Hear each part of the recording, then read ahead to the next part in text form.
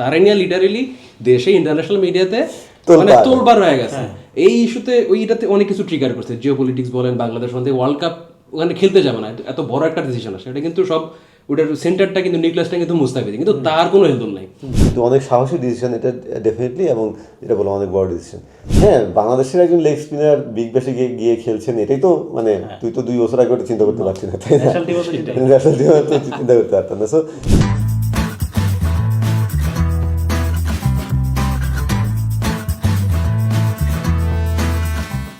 রনি ভাই ওয়েলকাম।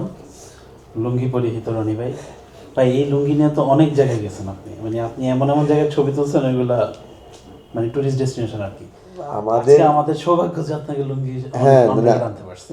দেখ, এই লুঙ্গি পরে আমি এমসিজি তে গেছি, মেলবোর্ন ক্রিকেট গ্রাউন্ডে। সো এই শোতে আসতেই পারি অবশ্যই, এমসিজি যেহেতু ধন্য হয়েছে আমাদের শো ধন্য হবে আজকে। ভাই আজকে তো মানে আমরা যে মুহূর্তে রেকর্ডিংটা করতেছি আমাদের মনে হয় আশপাশের সিনারিও দেখলে বুঝতে হবে একটা ডেসপারেশন আছে আমাদের, যে করেই হোক করতে হবে। আর তানিনের আজকে debut, Tanin welcome. Thank you so much. ফুটমার্সে তানিনের ডেবিউ, আর সবকিছু মিলায়ে যেই সিচুয়েশনে আমরা আছি, পর্দার পিছনে ছিল, অনেকবার ছিল, সামনে নিয়ে আসছে, আজকে ডেবিউ হইলো আর কি। মানে আপনি ইয়াসির আলী টাইপ আর কি, অনেকদিন জাতীয় দলের সঙ্গে ছিলেন, ডেবিউ হয়ে গেছে একদম। আচ্ছা ভাই, যে অবস্থায় আমরা রেকর্ডিং করতেছি আর কি, ওই জায়গায় অনেক কিছুই আর কি ভালনারেবল সিচুয়েশন আছে। যেমন ওয়ার্ল্ড কাপে বাংলাদেশের যাওয়া নিয়ে মাত্র 1.5 মাস বাকি, যাওয়া নিয়ে একটা সংখ্যা তৈরি হয়েছে, মুস্তাফিজের ইস্যু, তারপর বিপিএল চলতেছে, সেটা সিলেটেই চলছে, অন্য কোথাও যাবে কিনা নাকি সিলেটেই হবে, সব কিছু নিয়ে অনেক কেওটিক একটা সিচুয়েশন। ভাই মানে আপনি যদি একটু সাম আপ করেন, আপনি আজকে বিপিএল কভার করতে আসছেন সিলেটে, সবকিছু মিলাই আপনি কোন মাইন্ডসেটে আছেন? হ্যাঁ, না আসলে খেলা যেমন তোর শনিবার যখন মুস্তাফিজের নিউজটা আসলো, ওই দিন মানে কি অবস্থা ছিল আমাদের সবার তুই জানিস। পরদিন কালকে তারপর আবার বিসিবির পাল্টা প্রতিক্রিয়া। আমি দুটো ম্যাচ মিলিয়ে আমি মনে হয় মানে 1 ওভার পুরোপুরি খেলা দেখতে পাইনি। আমার কিন্তু টিভি চালু ছিল তখন, আমি বাসায়, আমার টিভি চালু, কিন্তু আমি টিভি পর্দার দিকে তাকে যেটা খেলা দেখবো সেটা দেখতে পাইনি। কারণ ক্রমাগত এই ডিরেক্টর ওই ডিরেক্টরের সাথে কথা বলতে হচ্ছে, নানাজনের সঙ্গে কথা বলতেছি, অনেক ব্যাপারের বোঝার ব্যাপার আছে, আর নিউজ করার ব্যাপার তো আছে। সো বুঝতে পারছিস কি একটা অবস্থা। এবং তুই যেটা বললি আসলে এত অনিশ্চয়তা, অনেক কিছু হ্যাঙ্গিং অবস্থায় আছে যে আলটিমেটলি বাংলাদেশের মানে বাংলাদেশ ইন্ডিয়াতে যাবে না বলেই দিয়েছেন, শ্রীলঙ্কায় বাংলাদেশকে খেলার সুযোগটা দেবে কিনা, নাকি বাংলাদেশি ওয়ার্ল্ড কাপে থাকবে না, সেটাও কিন্তু একটা বড় সম্ভাবনা আছে। সম্ভাবনা আমাদের দিকে সংখ্যা, সেই বড় সংখ্যার জায়গা আছে। তার আগে তো বিপিএল এই সিলেটে এসেই জানতে পারলাম যে মানে ঢাকা পর্ব নাকি নাও হতে পারে, মানে সিলেটেই নাকি পুরোটা শেষ হতে পারে। সো মানে খুবই একটা দেশের ক্রিকেটে সব মিলিয়ে না, মানে গত কিছুদিন ধরেই চলছে এটা একটা অস্থিরতা, একটার পর একটা লেগে আছে। বিপিএল শুরুর আগে যেটা হলো, বিপিএল শুরুর আগের দিনে একটা দলের মালিক দল ছেড়ে দিয়েছে। বিশ্বের হিস্ট্রিতে তো কোথাও এরকম নজির নাই। কোচ এবং সহকারী কোচ দলের প্র্যাকটিস ছেড়ে চলে যাচ্ছে, একের পর এক ঘটনা লেগেই আছে। তো সব কিছু মিলিয়ে আসলে দেশের ক্রিকেট এখন একটা মানে খুব, তুই যেটা বললি, খুব একটা অস্থিরতা, খুব গন্ডগোলের মতো একটা জায়গায় আছে আসলে। ভাই যদি একটা করে ধরি আর কি, শেষ মানে আমরা যেটা করি আর কি নিউজের ক্ষেত্রে সর্বশেষ তথ্যটা দিয়ে সেটা যদি বলি, বিশ্বকাপ যে অবস্থায় আছে আর কি এখন, বাংলাদেশের যাওয়া না যাওয়া খুবই কুইকলি, খুবই প্রম্পট রিয়াকশন ছিল বলা যায় বোথ সাইড থেকে, বিসিসিআই এবং বিসিবির এন্ড থেকে আর কি। এই মুহূর্তে মানে আইডিয়াল সলিউশনটা কি হইতে পারে? মানে এখন তো আমরা একটা ফিডব্যাক আশা করবো, আমরা জানি যে বিসিসিআই একটা রিয়াকশন দিচ্ছে, তারপরে বিসিবি একটা মানে স্ট্রং রিয়াকশন দিচ্ছে। আমরা জানি না যে বাংলাদেশের হিস্ট্রিতে এরকম স্ট্রং রিয়াকশন কখনো হয়েছে কিনা, স্পেশালি এস্টাবলিশমেন্ট বোর্ডের এগেনস্টে। আর তারপরে আর কি এখন যেই আপনি আর কি ফিডব্যাকটা এক্সপেক্ট করতেছেন আর কি, জাজিং by the reaction from Indian media and Indian journalist? আমি শিওর আপনি অনেকের সাথে কথা বলেন। হ্যাঁ, অনেক সময় কথা হয়েছে না, এটার কাছাকাছি ছিল তোর 2015 ওয়ার্ল্ড কাপে যখন কামাল ভাই, মোস্তফা কামাল, তিনি রিজাইন করলেন। বাট অনেকটা ইজি ডিসিশন ছিল তার জন্য। জাস্ট পাওয়ারের দিক থেকে চিন্তা করলে যে হ্যাঁ আইসিসি চেয়ারম্যানের পদ ছেড়ে দিচ্ছি, ওই দিক থেকে চিন্তা করলে মনে হতে পারে কঠিন, কিন্তু কোয়াইট ইজি ছিল। এখানে ডেফিনেটলি এটা বাংলাদেশ ক্রিকেটের বাস্তবতায় অনেক বড় ডিসিশন। সঠিক কিনা সেটা অনেক গবেষণার ব্যাপার, সময়ও অনেক সময় বলে দিবে, কিন্তু অনেক সাহসী ডিসিশন এটা ডেফিনেটলি, এবং এটা বলো অনেক বড় ডিসিশন। এখন যেটা হলো যে কেউই কিন্তু বুঝতে পারছে না, হ্যাঁ মানে এত ইনস্ট্যান্ট সব কিছু হয়েছে। ইনফ্যাক্ট যেদিন মুস্তাফিজের নিউজটা আসলো, সেদিন সকালে আমি ডেস্কের কিছু নিউজ দেখছিলাম, মোহাম্মদ কায়েব কি রিয়াকশন দিয়েছে, বিভিন্ন রিয়াকশন। সো আমার একটা নিউজ মোটামুটি দাঁড় করাচ্ছিলাম যে মানে ঠিক আছে, এটা উচিত না যে এই উগ্রবাদীরা যেরকম এটি দিচ্ছে এরকম করে।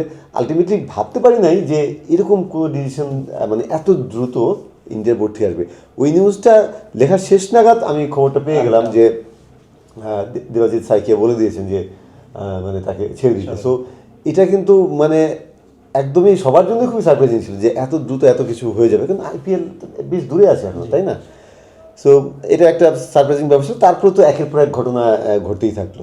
এখন সলিউশন কি? বাংলাদেশের জন্য বেস্ট পসিবল সলিউশন তো খেলাগুলো শ্রীলঙ্কায় নিয়ে যাওয়া, হ্যাঁ, বাট মানে সেটা কতটা কঠিন। দেখ, এখন বিশ্বকাপের 1 মাস বাকি আছে, টু বি অনেস্ট।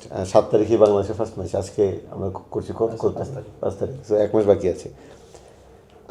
বাংলাদেশের ভেন্যু যদি শ্রীলঙ্কা সরিয়ে নেয় তাই তোর, তাহলে কি হবে?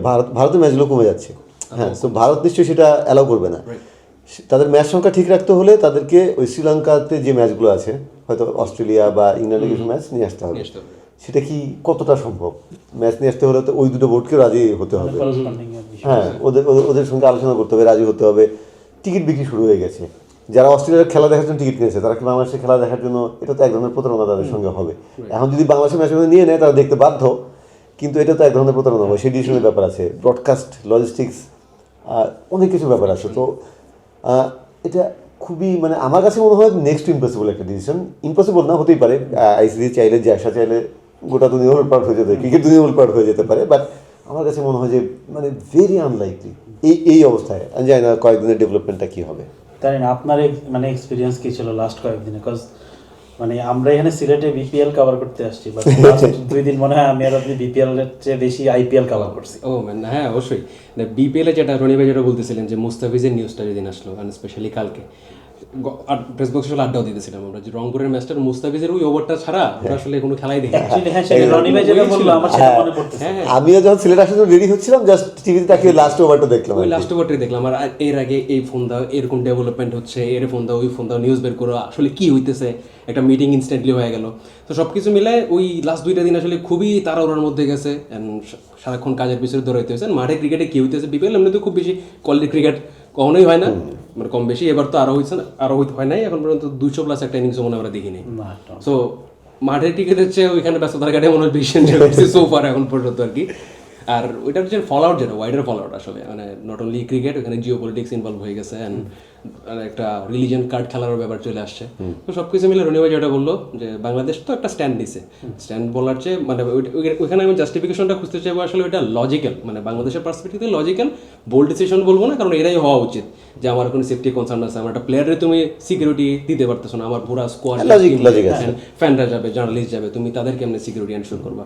ওই দিক থেকে ঠিক আছে। এখন রনি ভাই যেটা আগে যেটা বলতেছিলেন যে মানে ভেরি মাচ আনলাইকলি যে বাংলাদেশের ম্যাচগুলো শিফট হবে ওইখানে। আর আমার মনে হয় যদি শেষমেশ কিছু না হয়, বাংলাদেশ মনে হয় না সরবে ওখান থেকে, কারণ একটা বড় টুর্নামেন্ট, মার্কি টুর্নামেন্ট থেকে একটা সরে যাবে, বোল আউট হবে, এটা মনে হয় না হবে। আমার মনে হয় যে যদি হয়, যদি ওই ভেন্যুটা শিফট না করে, সেক্ষেত্রে আমার মনে হয় যে ইন্ডিয়াতে শুধু টিমই যাবে। আর ওই পাকিস্তানের ক্ষেত্রে যেটা হয় যে 2023 যেটা হয়েছে, ফ্যান্সরা ওইভাবে টিকিট পায় না, জার্নালিস্টরা ওইভাবে অ্যাক্রেডিটেশন হয় না, ভিসা হয় না, এই সব কিছু মিলে ওইরকম একটা সিচুয়েশন অ্যারাইজ করতে পারে। অনেক অপশনস আছে রনি ভাই, বাট একটা জিনিস আমি ওই দিনের এক্সপিরিয়েন্সটা একটু বলি। আমরা জেলা স্টেডিয়ামে গেছিলাম, আমি আর তানিন, এখানকার সিলেট লিগের খেলা দেখতে। অলোক কাপালের ব্যাটিং দেখতেছিলাম, অলোক কাপালি খেলতেছিল, and he was smashing spinners everywhere. Hit spinner যারা লোকাল আছে তাদের যখন পেস আসতেছিল একটু স্ট্রাগল করতেছিল, বোঝা যাচ্ছিল রিফ্লেক্সের একটা ব্যাপার কাছাকাছি, মানে 24 এখনো ওনার বাসা আপনার কাছে, বাট যখন স্পিনারস আছে ওই রিস্ট ওয়ার্ক, মানে হি ওয়াজ স্পেক্টাকুলার। তো যাই হোক, তো ওখান থেকে আমরা তখন দেখতেছিলাম যে হ্যাঁ, ওই যে আপনি যেটা বললেন, ইন্ডিয়ান মিডিয়ায় কিছু রিয়াকশন আসতেছে, ওটা 11টা-12টা বাজে। এরপর থেকে সোশ্যাল মিডিয়ায় স্টোরমটা এরকমভাবে হইলো, বিকাল 5টার মধ্যে একটা ডিসিশন চলে আসলো। তারপরে আমার বেশ কয়েকজন ইন্ডিয়ান জার্নালিস্ট যারা আমাকে ফোন দিছিল এখানকার ডেভেলপমেন্ট জানার জন্য, তারা বলতেছিল যে ইভেন বিসিসিআই অফগার্ড হয়ে গেছে এতটা স্ট্রং সোশ্যাল মিডিয়া রিয়াকশনের। এক্সপেক্ট করেনি, হ্যাঁ, ইভেন কাজ তারাও এতটাই স্ট্রং রিয়াকশন আসবে, এতটা ওই যে রিলিজিয়াস অ্যাঙ্গেল থেকে আসবে, সেটা তারাও এক্সপেক্ট করে নাই। সো এই জিনিসটা তারাও অ্যান্টিসিপেট করে নাই। তারপরেও এই কারণে তাদের ডিসিশনটা অনেকটা রাশ মনে হয়েছে আমাদের কাছে। দেন ওইটা এখান থেকে যেটা আসছে সেটা ইকুয়ালি, হ্যাঁ, ওরকমই আর একটু বেশি বলা যায়। কারণ তোর আমরা বুঝি যেদিন তোর মুস্তাফিজের ঘটনা হলো, সেদিন রাত্রে তুই নিশ্চয়ই অনেকের সঙ্গে কথা বলেছিস, বোর্ড সংশ্লিষ্ট, আমরা সবাই কথা বলেছি, তখন কিন্তু তাদের অবস্থান যথেষ্ট সফট ছিল এবং তারা ওই একটা স্লো যাবে বা হয়তো একটু ওই নিরাপত্তা নিয়ে জানতে চাইবে এরকম অবস্থান পরের দিন দুপুরের আগ পর্যন্তও ছিল দুপুরে তো দুপুর থেকে রাতারাতি চেঞ্জ মানে হয়ে ওই দিন গেল। রাতে তারা একটা ওই দিন সেখানে সিলেটের একটা রিজিওনাল অফিস উদ্বোধনের একটা বিরাট বড় অনুষ্ঠান ছিল, বাট পুরো অনুষ্ঠানটা ওভারশ্যাডো হয়ে গেছে মুস্তাফিজের ইস্যুতে। আমার আমার আমার একটা পর্যায়ে বুলুলের জন্য খারাপই লাগছিল। He wanted to be that occasion so big, but ওই প্রেস কনফারেন্সটা শেষ পর্যন্ত একটা গ্লুমি আবহ নিয়ে শেষ কিছু করার নাই, ওটা বাধ্য সিচুয়েশনের কারণে। ইয়েই ছিল এটা। তারপরে 9:30টার দিকে উনি ওখানেই ঘোষণা দিচ্ছিল 9:30টার দিকে ওনার একটা ইমার্জেন্সি বোর্ড মিটিং করবে, তারপরে এটা ডিসকাস করবে। তারপরে রাতে যখন ওখানে কয়েকজন বোর্ড ডিরেক্টরের সাথে কথা হয়েছে তখন তাদের টোন আপনি যেটা মেনশন করলেন যে ওনারা চাচ্ছিল যে একটা সফট মেসেজ দিবে, একটা সফট রিঅ্যাকশন, একটা আইসিসির কাছে চিঠি যাবে, একটা বিসিসিআই এর কাছে চিঠি যাবে। এটা Security নিয়ে জানতে security চাইবে। concern টা এটা একেবারেই তাদের মানে জিজ্ঞাসা আর কি, ফর্মালি যতটুকু জিজ্ঞাসা করা দরকার। ইভেন পরের দিন রাত বেলা 12টার দিকে আমার যখন একজন ডিরেক্টরের সাথে কথা হয়েছে তার রিঅ্যাকশন এটাই ছিল, সেটাই ছিল। Exactly. বাট 1টার দিকে they had a meeting, 17 director joint ওই অনলাইন Online মিটিং। meeting. দেন টোটাল সিনারিও চেঞ্জ হয়ে গেছে। আর ওই আই এম শিওর ওই ডিসিশনটা আসছে হচ্ছে গভর্নমেন্ট থেকে, হ্যাঁ, অল অফ সাডেন বোর্ডের কোনো বোর্ড এভাবে বিসিসিআই যেমন এভাবে রাশ ডিসিশন নেওয়ার কথা না, বিসিবিরও নেওয়ার কথা ছিল না। সো সিচুয়েশনটা এরকম ছিল। কতটা আপনি যেটা মেনশন করলেন যে কতটা জিওপলিটিক্যাল ইনভলভ ছিল এখানে, পলিটিক্সটা এখানে ইনভলভ ছিল, সেটা এই 2 দিন ওই ঘটনা প্রবাহে আর কি বোঝা যায়। বাট এর মধ্যে দিয়ে আমরা তো কোনো ওয়ার্ল্ড কাপ শান্তিপূর্ণভাবে জিততে পারি না। এর মধ্যে দিয়ে আমরা world cup squad imagine that covering cricket on that day. একটু যদি চিন্তা কর যে ওয়ার্ল্ড কাপ স্কোয়াড প্রতি বছর আমাদের ওয়ার্ল্ড কাপ স্কোয়াডের নানা রকম ইস্যুস থাকে, ও আছে কেন এ নাই কেন, এবার মোটামুটি একটু কম সেটা, কিন্তু এবার দেখেন ওয়ার্ল্ড কাপ আমাদের যাবে কিনা এটা নিয়ে একটা সমস্যা। ওয়ার্ল্ড কাপে এখন মানে কোনো ওয়ার্ল্ড কাপে মানুষের শান্তিমতো যাওয়ার কোনো উপায় নাই, বাট ওয়ার্ল্ড কাপ স্কোয়াড তো মোরলেস এক্সপেক্টেড যে এরকমই হওয়ার কথা। যে ইস্যুস ধর বাইরে যারা আছে তাদের মধ্যে কে থাকতে পারতো, হয়তো জাকেরকে নিয়ে আলোচনা হচ্ছে, জাকের আলী যদি সারপ্রাইজ ইনক্লুশন কেউ হতে পারতো তাহলে হয়তো রিপন মন্ডল হতে পারতো, তার যে পারফরমেন্স রিসেন্ট পারফরমেন্স স্পেশালি। এবং এটা হলে কার বদলে, রিপন হলে হয়তো তোর সাইফুদ্দিনের বদলে হতে পারতো। কিন্তু লিটনকে আমি দেখেছি, মানে ক্যাপ্টেনকে দেখেছি যে সাইফুদ্দিনকে দিন তাদের হয়তো কোনো প্ল্যান আছে পেস বোলিং অলরাউন্ডার হিসেবে। রিপন তো একসময় এই লেভেলে পেস বোলিং অলরাউন্ডার ছিল, কিন্তু তার ব্যাটিংটা ওইভাবে পরে ওইভাবে বোলিংটা যতটা ডেভেলপ করেছে ব্যাটিংটা আসলে ততটা ডেভেলপ করেনি। তারপর আমার মনে হয় যে একটা মানে যদি আমি একটা আউট অফ দ্য বক্স চিন্তা করতাম তাহলে হয়তো রিপনকে নেওয়ার একটা মানে আমি চান্স দিতাম। আবার নির্বাচকরা হয়তো একটু সেফ খেলেছে যে তোর ইয়াটা শেষ হবে, টি-20 ওয়ার্ল্ড কাপটা শেষ হবে, তারপরে আস্তে আস্তে তাকে হয়তো হয়তো এরকম করবে। বাট আমার মনে হয় যে মানে একটা হতে পারতো, ঠিক আছে, কারণ আমাদের তো ওই জায়গাটা একজন দরকার আছে, একটা এক্স ফ্যাক্টর। রিপনকে হয়তো দেখে তোর ওরকম মনে হচ্ছে না, কিন্তু হি ক্যান সারপ্রাইজ ইউ, হ্যাঁ, সেই সারপ্রাইজ এলিমেন্টটা তার মধ্যে থাকতো। আমরা তো জানি, সবাই জানে অন্যরা যে যারা আছে তাদেরকে, মুস্তাফিজটা কি, শরীফুল কি, সাইফুদ্দিন কি, সবাই জানে। রিপন থাকলে প্রতিপক্ষের জন্য একটা সারপ্রাইজ হতে পারতো আর কি। মানে এই বিপিএলও এখন পর্যন্ত যে কটা ম্যাচ খেলছে প্লাস ইমার্জিংয়ে ম্যাচিওর বলার মনে হচ্ছে, সেখানে কনস্ট্যান্টলি সেকেন্ড লেভেলটা খেলতেছে টপ 10-এ। যেই অস্ট্রেলিয়া যে টি-20 লিগটা সেটা টপ এন্ডে, সে কনস্ট্যান্টলি টি-20 মানে হোয়াইট বল প্ল্যানে ছিল, কনস্ট্যান্টলি ম্যাচও পাচ্ছিল। আর রিসেন্টলি আর কি অ্যালাইনমেন্টে হিউজ চেঞ্জ আসছে। আগে যেমন একটু এলোমেলো ছিল, এনার্জি এদিক ওদিক যাইতে, এখন পুরো টার্গেটে লুকস গুড। বাট আমি যতটুকু জানি যে সে আর কি 20 জনের লিস্টে আছে আর কি, স্ট্যান্ড বাই যদি লিস্ট হইতো সে হয়তো সেখানে থাকতো আর কি। বাট এটা প্রাইমারি স্কোয়াড, আর আমরা পেস বোলিং নিয়ে বলি যে ভাই ওখানে হিউজ কম্পিটিশন, সো এটা খুব একটা সারপ্রাইজ না তার না খুব একটা সারপ্রাইজ, ফিটিং করা তো টাফ। বাট যেটা আমরা সারপ্রাইজিং হতো সেটাই বলছি। যদি মানে আমরাও হেডলাইন করছিলাম মনে হয় এই জায়গাটা, অঙ্কনা জাকেরের না থাকা, বাট টেকনিক্যালি বেসিক্যালি স্কোয়াডে একজন মিডল অর্ডার ব্যাটসম্যান আছে, সেটা হচ্ছে তৌহিদ হৃদয়। সো এইটা নিয়ে তো আমরা ডিসকাস করতে বলবেন না মিডল অর্ডার ব্যাটার এখনো না, তো মানে এটাই কিভাবে দেখতেছেন আর কি, হৃদয় সোল মিডল অর্ডার ব্যাটসম্যান যদি আমি একদম ইয়েতে ধরি আর কি। হ্যাঁ, এবং হলো যে হৃদয়ও তো খুব ভালো শেপে আছে, তার টপ ইয়াতে আছে, সেটা তো না। সো এটা তো ডেফিনেটলি কনসার্নের জায়গা। এখন এমন অবস্থা হয়ে গেছে তোর এই কনসার্ন নিয়ে যেতে হবে, এবং সেটা আমার মনে হয় তারাও মেনে নিয়েছে ব্যাপারটাকে।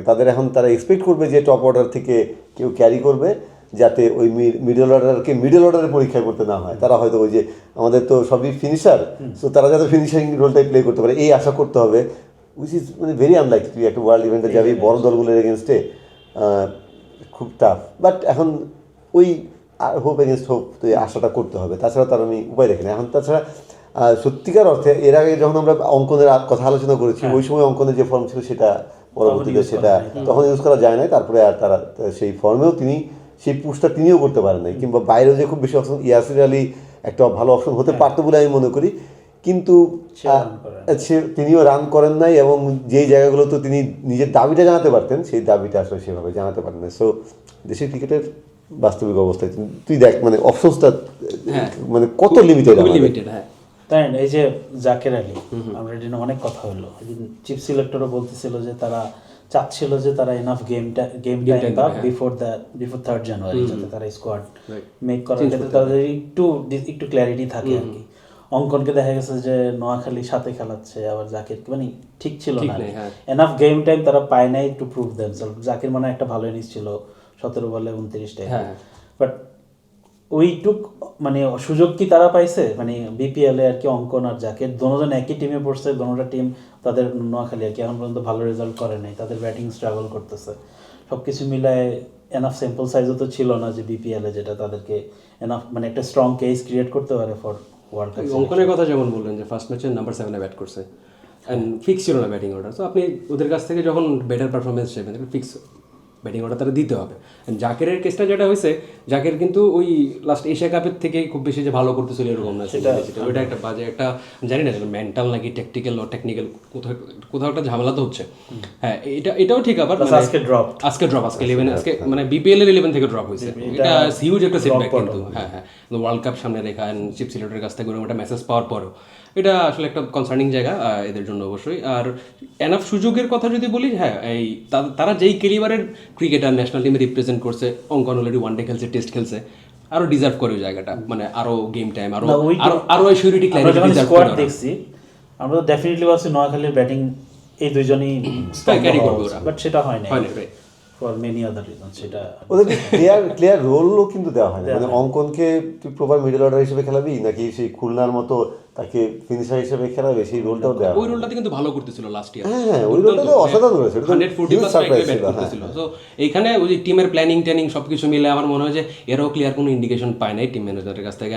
কোচিং প্যানেলের কথা আপনি শুরু থেকে বলতেছিলেন, টুর্নামেন্ট শুরুর একদিন আগে মিড প্র্যাকটিস দুজন কোচ চলে যাচ্ছে, বল নাই, মানে এতে বুঝে যে টিমটা আসলে কতখানি ডিভোটও হয়েছে কিন্তু 2 দিনের মধ্যে। যে এখানে তো দেশের ক্রিকেটের কালচারের একটা ব্যাপার আছে জুবাইর, তুই জানিস যে হ্যাঁ আমি বিপিএল এ 2-3টা ম্যাচ বা কয়েকটা ম্যাচ যদি আমি দেখি, হ্যাঁ অবভিয়াসলি তুই 6-7 মাস 8 মাসের পারফরমেন্স তো দেখবি, কিন্তু এটা এই বিপিএল এ যদি ধর জাকের ভালো 2টা ইনিংস খেলে ফেলতো তাহলে কিন্তু ওয়ার্ল্ড কাপ টিমে তাকে হয়তো রাখা হতো, তাই না? অঙ্কন যদি খেলে ফেলতো তাহলে নিশ্চয়ই সে বিবেচনায় থাকতো, রাখা হোক বা না হোক বিবেচনায় থাকতো।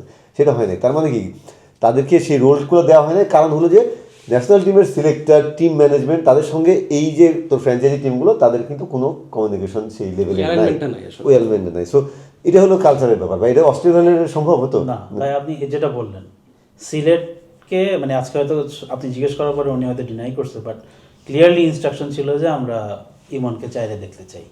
আয়ারল্যান্ডের 3rd ম্যাচে আমরা যেটা কভার করছিলাম চিটাগংয়ে থাকতে, তখন তাকে 4-এ খেলানো হয়েছিল, আপনার মনে আছে যে ওই প্রেস কনফারেন্সে লিডনকেও জিজ্ঞেস করা হয়েছিল, খুব ভালো একটা উত্তর দিছিল যে গেমটা ইভলভ হবে 4-এ যদি খেলে, ডিফারেন্ট সিচুয়েশনে যদি খেলে, সেটার কন্টিনিউশন আমরা বিপিএল এ দেখছি। ঠিক আছে, ওইটার রিওয়ার্ড কিন্তু পাইলাম, একটা অপশন করছে কিন্তু। হ্যাঁ আই এম নট সেইং যে এটা ওয়ার্ল্ড কাপে গিয়ে পে অফ করবে, but there is an option. এটা একটা মানে একটা অপশন, খুব ভালো অপশন এবং দেখাতে পেরেছে। প্লাস হলো যে ওকে কিপিং করেছে, এটাও ফ্যান্টাস্টিক কিপিং করেছে কিন্তু। হ্যাঁ তো এটা একটা কিপিং ইমন এই লেভেলে করতো, ডোমেস্টিক ক্রিকেটে মাঝে মধ্যে করে, কিন্তু এই লেভেলে যে কিপিং করতে পারে, হ্যাঁ সেটাও একটা সে ওয়ার্ল্ড কাপে কিপিং করবে তা না, কিন্তু একটা অপশনস তোর বাড়তেছে, তাই না? সো সেই এইগুলোই হওয়া উচিত, কিন্তু সেগুলো বেশিরভাগ দলেই হচ্ছে না আর কি। মানে আমরা একই টুর্নামেন্টের ডিফারেন্ট চিত্র দেখলাম দুটো দলের ক্ষেত্রে। একটা ইমনের ক্ষেত্রে এটা দেখলাম, ঠিক আছে তাদের হয়তো লেফটি অপশন বেশি ছিল, সাইম আইয়ুব ছিল উপরে, বাট ন্যাশনাল টিম থেকে মানে উপর থেকে একটা ইনস্ট্রাকশন ছিল যে ওকে 4-এ খেলানো, and he succeeded in that role. But এটা আমরা দেখলাম না নোয়াখালীর ক্ষেত্রে, হুইচ ইজ আনফরচুনেট। আর ভাই 5টা পেসার নিয়ে আপনি একটু যদি বলতেন, এখন আপনি শ্রীলঙ্কা গেলে 5টা পেসার একটু যদি বলতেন, আর যাতে কলকাতা যদি যান। হ্যাঁ, তো তার না, এখন হলো যে সিলেক্টরদের জিজ্ঞেস করলে বলবে যে হ্যাঁ 31 তারিখ পর্যন্ত তোর সময় আছে, সো এই কারণেই তো এই সময়টা দেয়া ঠিক আছে। বাট হ্যাঁ ওইটাই মানে তোর যদি শ্রীলঙ্কায় আলটিমেটলি বাংলাদেশ যায় তাহলে ডেফিনেটলি তোর এখনো পারলে গেলে খেলা হলে একরকম, শ্রীলঙ্কা কোন ভেন্যুতে খেলা হবে সেটাও আবার তোর কলম্বো হলে একরকম, এসএসসিতে যদি হয়, এসএসসিতে আন্ডার লাইটস তো কখনো খেলা হয়নি, নতুন লাইটস বসানো হয়েছে, সেখানে কেমন হবে এগুলো অনেক ভাবনা চিন্তার ব্যাপার আছে। আমি জানি না আমাদের সিলেক্টররা সেগুলো কতটা মাথায় রাখবে। ওই জিনিস তো চিন্তা করার মনে হয় সুযোগ হয়নি, কন্ডিশনের ফ্যাক্ট। সেটাই। রনি ভাই ওইখানে একটু বলি তাহলে একটু দিন জিজ্ঞেস করে নিই, যেরকম লাস্ট মিনিট মানে স্টিল যেহেতু চান্স আছে স্কোয়াডে চেঞ্জ করার, সেক্ষেত্রে যদি ধরেন শ্রীলঙ্কায় হলে তাহলে কি এক্সট্রা কোনো স্পিনার টিনার দেখতে পারি নাকি 11 এরকম কি হইতে পারে? দেখ আমার মানে বিশ্বকাপের মতো জায়গায় বাংলাদেশ দল থেকে আমার কিছু সারপ্রাইজ এলিমেন্ট থাকা উচিত বলে আমি মনে করি, কারণ আমরা ট্র্যাডিশনাল ওয়েতে গিয়ে আমি কখনো পারবো না। আমার মনে হয় যদি আমাদের রিশাদ আছে, নাসুম আছে, ফাইন, আমার মনে হয় যদি আলিস ভালো করে, আলিস যদি টুর্নামেন্টে ভালো করে, তার ফিটনেস যদি মানে তিনি দেখাতে পারেন, ফিটনেসে এখন টপ জায়গায় নাই, লম্বা একটা লে অফের পর থেকে আসলেন, যদি তিনি ওটা উচ্চে যেতে পারেন আমার মনে হয় আমার তাকে নেওয়া উচিত। হ্যাঁ মানে এই তুই ট্র্যাডিশনাল পথে বাংলাদেশে তো আসলে ওই জিনিস নাই, এবং মোটামুটি সবাই পরীক্ষিত। হ্যাঁ, সো আলিসের মতো কেউ যদি তুই থাকে একটা দুটো ম্যাচে যদি তোর কাজে লেগে যায় তাহলে মনে করো সারপ্রাইজ প্যাক হিসেবে যেতে পারে এরকম। এখনো তো ইঞ্জিনিয়ার কিন্তু বাংলাদেশের বোলিং মোটামুটি ভালোই, যেখানে মোটামুটি ভালো, বাংলা যদি ভালো কিছু করতে চায় ব্যাটিংকে ভালো করতে হবে, বোলিং মোটামুটি আমি মনে করি যে ইন্ডিয়াতে হোক, কলকাতার হোক, মুম্বাই হোক, বা পারলে কেলে প্রেমাদাসা যেখানে হোক, বোলিং মোটামুটি উঠতে যাবে, জাস্ট কম্বিনেশনটা হয়তো একজন পেসার বেশি না একজন স্পিনার বেশি, এটা আমাদের এই করতে হবে, যে কন্ডিশনের উপর ডিপেন্ড করে। সো ওইরকম যদি হয় যে আলিস খুব ভালো করলো, সুযোগ আছে, ফিটনেস করলো, তাহলে আমি মনে করি যে তাকে তুমি নিয়ে নাও, একটা দুটো ম্যাচে আমি তাকে খেলা করতে অপোনেন্ট ঠিক কন্ডিশন বুঝে খেলা করতে। ওইরকম সারপ্রাইজ এলিমেন্ট ব্যাটিং এ হলে খুবই ভালো হতো। ওই অপশনস তো আমাদের অপশনস নাই ওই জায়গায়, এটা হচ্ছে দুঃখজনক। কারণ আমি স্পিনারদের আলিসের নাম হয়তো আসতে পারে, কিন্তু you cannot replace Nasim, you cannot replace Rishad. Right. You can যদি তিন স্পিনার খেলে you will have to play those three, মানে এটা হচ্ছে যে অবস্থা মানে। আর মুস্তাফিজুর রহমান এখন যেই ফর্মে আছে ওইটা তো আনপ্যারালাল। সো বোলিং এ আমরা উই ডমিনেট, আমরা কান্ট্রিটাই হচ্ছে বোলিং ডমিনেট, খেলি বোলিং ডমিনেট উইকেটে, বিপিএলও খেলি, কোনো বল এখন পর্যন্ত কোনো বলারকে আউট অফ ফর্ম মনে হয় নাই। ইভেন সাইফুদ্দিনও প্রথম 2 ম্যাচ খারাপ খেলো, লাস্ট ম্যাচে খুব ভালো মনে হচ্ছে। আজকে তো নাসুম লিটারালি মনে হচ্ছে মুস্তাফিজ তো লিটারালি মনে হচ্ছে যে মানে ইকোনমি ছয়ের উপরে যাবে, পিক মুস্তাফিজ দেখা যায়। হ্যাঁ মানে এই আমরা এই কন্ডিশনতে উই ক্যানট জাজ দেয়ার পারফরম্যান্স, এটা একটা কন্ডিশন প্লাস হলো যে তুই যে ব্যাটসম্যানদের এগেইনস্টে ব্যাটিং কোয়ালিটির একটা ডিফারেন্স, টপ লেভেলের ব্যাটসম্যানরা আসতো, যেটা একসময় বিপিএলে ছিল, যদি আমি বুঝতাম যেটা গেইল, ম্যাককালাম, ডিভিলিয়ার্স তাদের এগেইনস্টে তিনি বল করছেন, তাহলে জাজ করাটা ইজি হতো। আমি বলছি না তারা খারাপ, জাজ করাটা ইজি হতো। সেম মানে সব বোলারদের, এটা তোর ইয়ার ক্ষেত্রে সত্যি, ব্যাটসম্যানদের ক্ষেত্রে সত্যি, যখন টপ লেভেলের বোলাররা যদি থাকতো আর একটু বেশি, তাহলে ব্যাটসম্যানদেরকে আমি জাজ করতে পারতাম। এগুলো হলো ওভারঅল কোয়ালিটির ব্যাপার। এই যে আমাদের ইনিশিয়াল প্ল্যান কি ছিল এই বিপিএল, বিসিবি প্ল্যান ছিল সিলেট থেকে স্টার্ট করবে to give batters confident, enough confident to then Chittagong যাবে, চিটাগাং গেলে আর একটু ভালো ব্যাটিং উইকেট পাবে, দেন ঢাকায় ফিরলে দে আর হোপিং যে ওই কনফিডেন্টটা ঢাকা ক্যারি করবে তারা, by then Dhaka enough rest পাবে, ভালো ভালো। তো ওটা তো কিছুই হলো না, একদম টোটালি অপোজিটটা মানে it will be 140-150 league for sure, মানে রেস্ট অফ দ্য টুর্নামেন্ট যদি আরো ডিপে যায় সিলেটে তাহলে তো আরো খারাপ হবে, একটা দুটো অড ম্যাচে রান হবে 170 180, সেটা হয়তো মানে কন্ডিশন কতটা হেল্প করবে আমরা শিওর, এটা মেইনলি হয়তো কোনো বোলিং লাইন আপে লিগ থাকলে হয়তো সেটার কারণে। বাট কোন যেটা দেখতেছি এখন বিপিএল এর খেলাগুলো, এটা সিরিয়াসলি বোলিং ডমিনেট। কেউ যদি ট্যাকটিক্যালি একটু স্মার্ট হয়, পেসারদেরকে একটু নতুন বলে করে, স্পিনারদেরকে বা স্লোয়ার বোলারদেরকে যদি 10 সেকেন্ড হাফে করায়, ডিউতে বল ডাবল ভারী হয়ে যাচ্ছে, ইনসেইন লেভেলে মানে লো হচ্ছে, আনইভেন বাউন্স, এটা সবচেয়ে ডেঞ্জারাস আনইভেন বাউন্স। আজকে যে আউটটা হলো যে কে জানি ছিল মানে লিটন দাস অথবা রাকিবের বলে, সরি কাইল মিয়ার্স প্রবাবলি, আমার ভুল হচ্ছে হয়তো, সে শর্ট অফ লেন্থ বলো এনি ডে ওইটা মিডিকেটেড 6 ছক্কা হবে, হ্যাঁ। ওইটা নিচু হয়ে আসলো, বোল্ড হইলো ওই প্লেয়ারটা, হ্যাঁ, miss করে গেছে, হ্যাঁ। এইরকম ওই দিন দেখলাম যে রাজশাহী আর রংপুরে খেলা দুইটা ভালো টিম একসাথে, মানে বলা যাচ্ছিল যে টাইটেল কন্টেন্ডার। হ্যাঁ, একদম।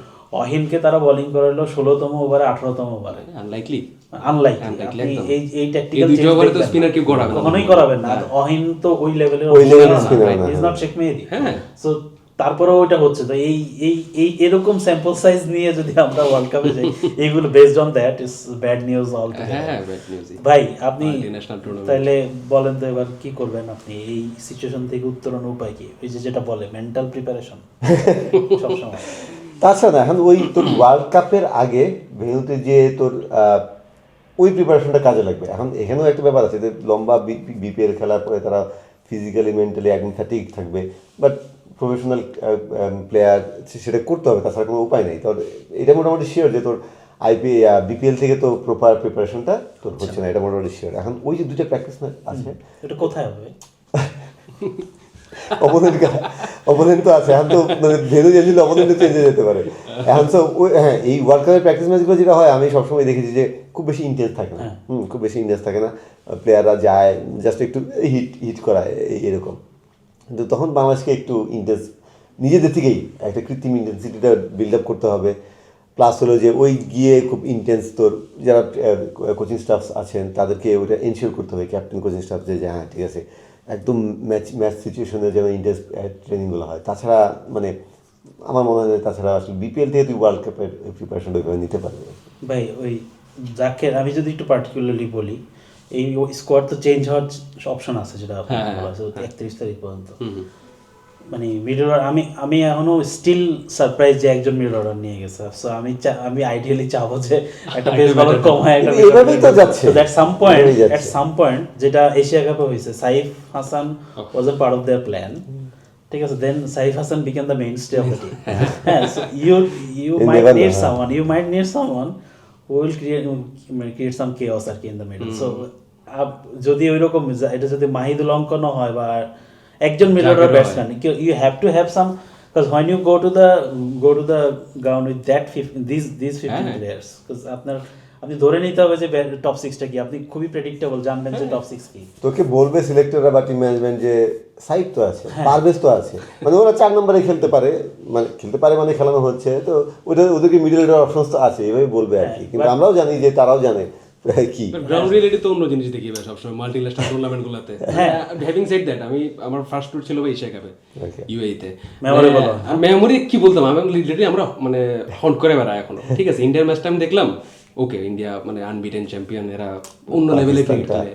বাট ওই 135 ভাই এরকম একটা টিম নিয়ে 135 এনি ডে ক্যান চেজ করতে পারবো না। মানে আমি ওটা থেকে রিকভার করতে পারিনি। আমি জুবাইরের সাথে রেগুলার করবো করে পাকিস্তানের বোলিং অ্যাটাক না যে আগের মতো সেরকম, হ্যাঁ ওইটাও তো নয়, মানে হাতে কোনো দু একটা বলা যারা ভালো করতেছিল 130, ওইটার কোনো জাস্টিফিকেশন কি আমি অ্যাকচুয়ালি জানি, আমি স্টিল বুঝে পারাইতেছি না। জাস্টিফিকেশন হচ্ছে লিটন দাস না থাকলে কোনো রান চেজ আমরা করতে পারি একটা আমার টিমকে দিলে একটা ব্যাটসম্যান সেন্ট্রিক। হ্যাঁ, লিটন দাস না থাকলে, আর যদি স্মল রান চেজ হয় তানজিদ হাসান তো আমি খুব ভালো গত কয়েক বছরের স্মল রান চেজে 50-50 যখন অপোনেন্টের ট্রিকি স্পিনার থাকবে, you need Liton Das to control the middle ওভার্স।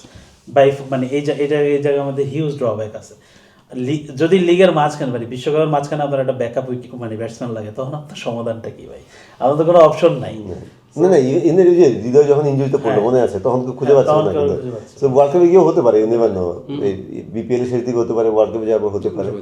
এটা তো আমাদের সেই পুরনো আলোচনা, এই সত্যিই তো কতবার আলোচনা করেছি, তারপর তো বিভিন্ন সময় আলোচনা করেছি। বাট মানে এটাই হবে দেশের ক্রিকেটের বাস্তবতা। আইডিয়ালি আপনি কোনো চেঞ্জ এক্সপেক্ট করেন না যদি সে জাকের আলী 3টা 60 প্লাস খেলে? Oh goodness, if he gets chance. না আমি আমাদের সিলেক্টরদের যতটা চিনি, আমার মনে হয় না যে তারা অতটা বোল্ড ডিসিশন নেবে। সো আমি মানে ভেরি আনলাইকলি আমার মনে হয় চেঞ্জ হবে, আনলেস আনটিল তোর হিউজলি এক্সট্রাঅর্ডিনারি কেউ কিছু করে ফেলেছে, সেটা তো আমরা এক্সপেক্ট তো করতে পারি না। But just to finish on Jaker ভাই, জাস্ট একটু যদি বলতেন, আপনি ক্লোজলি হয়তো তার ডোমেস্টিক জার্নিটা ফলো করছেন, সে যেই ব্যাচে ছিল সেখান থেকে যতটুকু মানে সে তো বেসিক্যালি হারাই গেছিল সিস্টেম থেকে, then coming back to first class cricket, doing so well in BCL and NCL, then BPL এ ভালো করা, দেন ন্যাশনাল টিমে আসা, পার্সোনালি আমি মনে করি ইটস এ রিমার্কেবল স্টোরি। ওই জায়গা থেকে মানে ওইরকম র্যাডিক্যাল ব্যাটিং এ চেঞ্জ করে তারপর উপরে আসা, এটা তারপরে যখন আপনি এরকম ভাবে রক বটম হিট করবেন যে বিপিএল এর আপনি স্কোয়াডের চান্স নাই, 11-এ জায়গা হচ্ছে না, how do you get back from that ভাই? মানে এটা তার প্রথমত তার মেন্টাল স্ট্রেংথের হিউজ একটা টেস্ট হবে। ডেফিনেটলি এটা দুনিয়া শেষ না, কিন্তু মেন্টাল স্ট্রেংথের হিউজ একটা টেস্ট হবে। এবং আমার ধারণা এই মেন্টাল জায়গাতেই ডেফিনেটলি টেকনিক্যাল যে ডিফিকাল্টিস বা ফল্ট সেগুলো নিয়ে তো প্রচুর আলোচনা হচ্ছেই।